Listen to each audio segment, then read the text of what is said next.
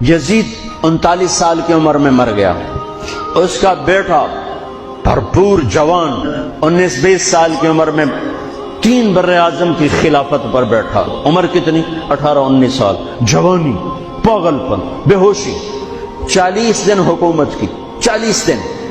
41ویں دن اپنے سارے خاندان بنو امیہ کو اکٹھا کیا اور آ کر ممبر پہ یوں بیٹھا، کہنے لگا آج ایک بات کرنی ہے تم سے۔ ان کو پتہ نہیں کیا اعلان کر رہا ہے، کہ دیکھو میرا باپ ظالم تھا، جبار تھا، ظالم تھا، اس نے تخت کی خاطر اہل البیت کا خون بہایا، اور وہ تخت جس کے نیچے اہل البیت کا خون ہو اور جس تخت کے نیچے حسین کا خون ہو، میں اس تخت پہ لعنت بھیجتا ہوں۔ یہ ہے تمہاری حکومت، جس کو مرضی دے دو، میں یہ جا رہا ہوں۔